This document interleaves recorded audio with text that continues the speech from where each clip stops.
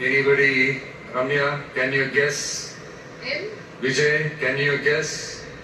MDS. MDS. Tell us the English. Musical Departmental Store. அதாவது அந்த ஸ்டோரை திறந்து நீங்க உள்ள போயிட்டீங்கன்னா அன்லிமிட்டடா என்ன வேணுமோ எல்லாத்தையும் எடுத்துக்கிட்டு ஹாப்பியா வரலாம்.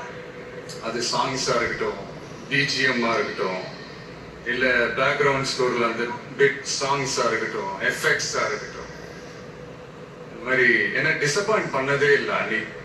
அது என்னுடைய படம் ஆல்பமா இருக்கட்டும், இல்ல மத்தவங்க படம் ஆல்பமா இருக்கட்டும், படிப்படியா ஏறி போய்கிட்டே இருக்கிறாரு.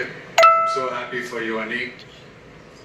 And என்னுடைய டைரக்டர் ஹெச் வினோத் ஒரு சமூக பொறுப்புள்ள ஒரு இயக்குனர் சொல்லலாம். ஒரு கமர்ஷியல் படமாகவே இருந்தாலும் அதுல ஒரு சமூக பொறுப்புள்ள விஷயங்கள் சொல்லணும், சில நல்ல பண்றதா இருந்தது.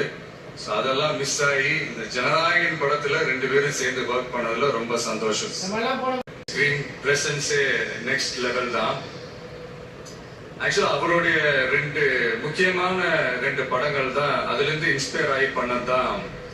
சார், முக்கியமான படங்கள்னா அது என்ன படம் உங்களுக்கு தோண மாட்டேங்குது? அது எதுக்குமா?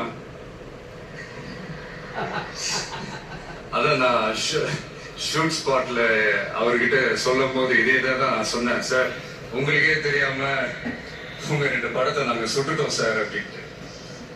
அவர் அப்படியே விச் மூவி அப்படின்னாரு. ஐயோ, நம்மளே வாய் கொடுத்து மாட்டிக்கிட்டோம்.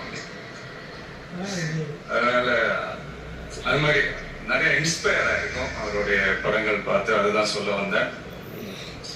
அண்ட் அமிதா ரொம்ப ஷார்ட் அண்ட் ஸ்வீட்டா சொல்லணும்னா, இன்னைக்கு இளைஞர்களுடைய டூட் மட்டும் இல்ல, இந்த படத்துக்கு அப்புறம் குடும்பங்கள் கொண்டாடும் டாட்டரா கூட மாறிடுவாங்க அப்படின்னு தான் நான் நினைக்கிறேன்.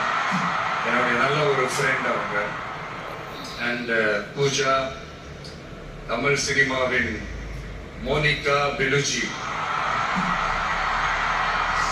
அவங்களுடைய நடிப்பா இருக்கட்டும், டான்ஸா இருக்கட்டும், ஸ்கிரீன் பிரசன்ஸா இருக்கட்டும், எல்லாமே நெக்ஸ்ட் லெவல்.